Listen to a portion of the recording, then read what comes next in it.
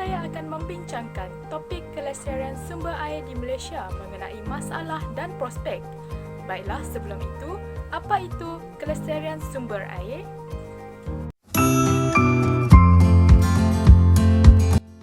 Kelestarian membawa maksud keadaan yang tidak berubah atau yang terpelihara seperti asal.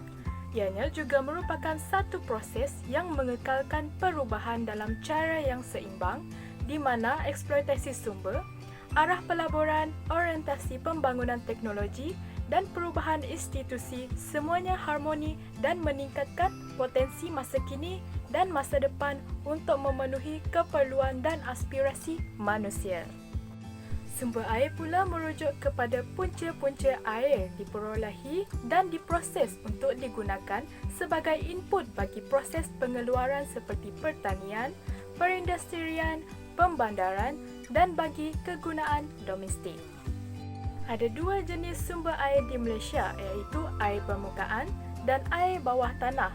Contoh sumber air bagi air di permukaan adalah sungai dan tasik, manakala di bawah tanah pula ialah air yang tersimpan dalam lapisan tanah atau batuan yang terletak di bawah permukaan bumi. Jadi, asas utama dalam usaha kelestarian sumber air adalah melalui pemakaian langkah yang akan melindungi rupa dan keadaan jasad air serta kawasan tadahannya, di samping mengekalkan fungsi hidrologi bagi menjamin kebolehdapatan air yang berterusan. Namun begitu, dalam usaha kita untuk melestarikan sumber air, terdapat masalah yang datang menghalang. Dua punca masalah tersebut yang mengganggu kelestarian sumber air di negara kita adalah yang pertama, aktiviti manusia dan yang kedua, faktor semula jadi. Dalam aktiviti manusia, pembangunan adalah faktor utama yang mengganggu bekalan sumber air di negara ini. Pembangunan di Malaysia merujuk kepada pembangunan fizikal iaitu perubahan corak guna tanah yang melibatkan pelbagai sektor. Antara sektor yang terlibat adalah sektor pertanian. Sektor pertanian merupakan sektor ekonomi utama yang dijalankan di Malaysia.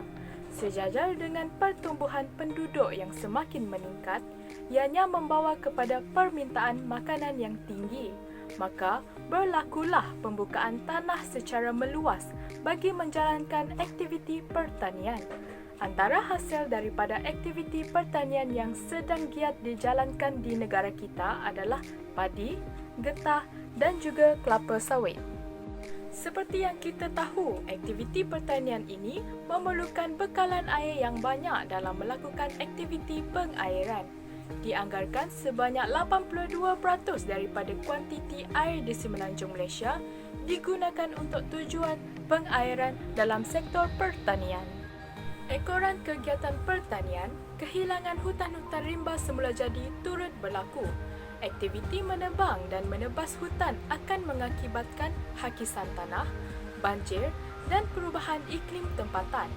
Keadaan ini dapat dilihat di sekitar Lembah Kelang, terutamanya wilayah Persekutuan Kuala Lumpur, sering berlaku banjir kilat. Maka dengan itu, aktiviti dalam sektor pertanian bagi tujuan pembangunan boleh menjejaskan sumber air di negara kita. Baiklah, seterusnya, sektor perindustrian juga menyumbang masalah kepada bekalan sumber air. Menjelang abad ke-21, negara kita telah beralih ke arah yang lebih maju. Maka, pembangunan dalam sektor perindustrian telah berlaku dengan pesat. Antara zon utama perindustrian di Malaysia adalah Lembah Kelang Selangor, Perai dan Bayan Lepas di Pulau Pinang serta di Pasir Gudang, Johor. Jadi, bagaimana kegiatan perindustrian ini menjejaskan bekalan air bersih di negara kita? Aktiviti perindustrian memainkan peranan penting dalam pencemaran air secara kimia. Bahan buangan industri sangat banyak dibuang ke dalam sungai, tasik dan juga laut. Ia terdiri daripada plumbum, deterjen, merkuri, asid, amonia dan lain-lain lagi. Apabila sisa-sisa buangan ini mengalir Dalam ekosistem air, unsur-unsur ini akan mencemarkan air tersebut lalu membawa kesan negatif terhadap kehidupan akuatik dan juga manusia itu sendiri.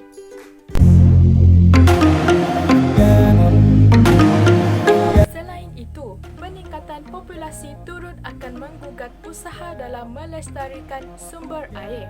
Dianggarkan seramai 32.7 juta orang penduduk di Malaysia pada tahun 2020 ini dan kadar pertumbuhan penduduk tahunan pada tahun ini adalah meningkat sebanyak 0.4% jika dibandingkan dengan jumlah penduduk di Malaysia pada tahun lepas iaitu seramai 32.5 juta orang.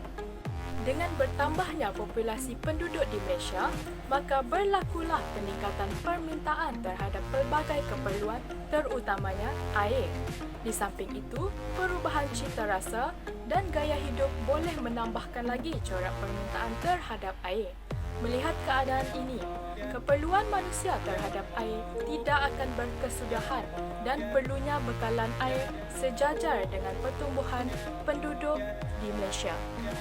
Tambahan lagi, sikap manusia yang segelintirnya suka membazir air dalam melakukan rutin harian seperti mandi, memasak dan sebagainya, serta tiada kesedaran untuk menjaga sungai dan juga tasik boleh mengakibatkan keadaan sumber air di Malaysia akan menjadi lebih parah jika semakin ramai bilangan manusia yang bersikap tidak bertanggungjawab terhadap alam sekitar ini. Di samping aktiviti manusia, faktor semula jadi turut menjejaskan sumber air di negara kita. Cuaca merupakan elemen penting bagi menentukan sumber air yang berterusan. Walaupun Malaysia sebuah negara yang beriklim tropikal lembap di mana hujan yang lebat dan suhu yang tinggi, tetapi hujan tidak sentiasa berlaku. Ini kerana terdapat ketikanya negara mengalami musim kering dan kemarau serta fenomena El Nino yang menyebabkan masalah kekurangan air. Ketidaktentuan cuaca amat sukar diramal seperti fenomena El Nino ini. Tambahan lagi, hujan adalah faktor utama dalam menentukan penyediaan sumber air.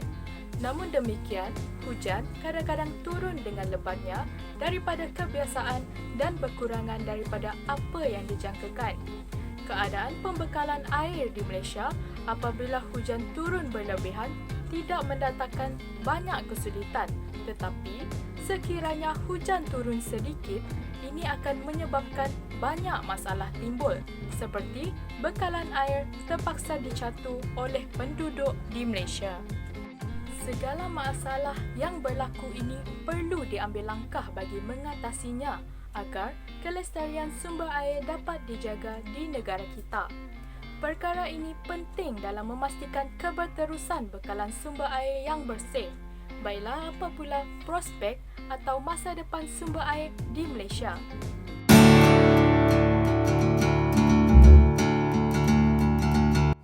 Strategi pertama bagi memastikan bekalan sumber air yang berterusan adalah membina kolam simpanan air. Kolam tanggungan air perlu diwujudkan agar ianya boleh digunakan ketika waktu kecemasan, terutama apabila berlaku pencemaran sungai yang menyebabkan gangguan bekalan air. Seperti yang berlaku di negeri Selangor, di mana Lembaga Urusan Air Selangor iaitu LUAS telah melaksanakan pendekatan ini untuk memberi jaminan sekuriti air dengan pelaksanaan program Hybrid Off-River Augmentation System iaitu HORAS. Melalui langkah ini, masyarakat setempat tidak akan mengalami kesusahan untuk mendapatkan bekalan air bersih seperti terpaksa menyatu air apabila berlaku pencemaran terhadap sumber air di mana air yang dicatu ini tahap penggunaannya adalah terhad dan ini akan menyusahkan rakyat untuk melakukan kerja-kerja harian yang menggunakan air. Seterusnya, bagi mengekalkan sumber air yang bersih adalah dengan mengurus dan melindungi kawasan tadahan air. Muka sauk adalah bangunan yang dibina di tebing sungai di mana pam jenis submersible yang dipasang padanya akan mengepam air mentah ke loji air. Ianya adalah proses pertama bagi merawat air. Kelazimannya, muka sauk ini diletakkan di kawasan hilir sungai memandangkan kuantiti isi padu air lebih tinggi di kawasan tersebut. Bagi melaksanakan strategi ini, pihak berkuasa perlu mewartakan kawasan tadahan sungai sebagai perlindungan tadahan air bagi mengelakkan pencemaran berlaku di kawasan muka sauk, iaitu di kawasan hilir sungai. Melalui langkah ini, kawasan berkenaan akan dilindungi undang-undang bagi mengelakkan sebarang pembangunan dijalankan di sekitar kawasan tersebut, lalu menyebabkan pencemaran. Selain itu, bagi menjamin sekuriti air yang lebih mantap, Malaysia juga perlu meningkatkan sistem rawatan air bagi membolehkan air yang tercemar dapat terus dirawat tanpa perlu menutup loji rawatan air seperti yang berlaku sekarang. Oleh kerana pencemaran air yang berlaku di negara kita adalah tinggi, maka sudah tiba masanya sistem teknologi rawatan termaju dipertimbang untuk digunakan di sini, seperti yang digunakan oleh negara Singapura, di mana negara tersebut mampu merawat air kumbahan dan dikitar semula menjadi air minuman melalui program New Water. Di samping itu, pihak kerajaan telah memperkenalkan dasar sumber air negara sebagai satu usaha ke arah kelestarian sumber air di negara kita. Dalam dasar tersebut, telah disediakan beberapa strategi terhadap penggunaan sumber air. Antara kandungan yang tertulis di dalam dasar sumber air negara Malaysia adalah teras 6, pemeliharaan dan perlindungan sumber dan jasad air semula jadi dan buatan. Sasarannya adalah menentukan keutamaan penggunaan sumber air, khususnya pada masa krisis atau ancaman. Strategi yang disediakan adalah bagi membangunkan kriteria untuk menentukan keutamaan penggunaan sumber air.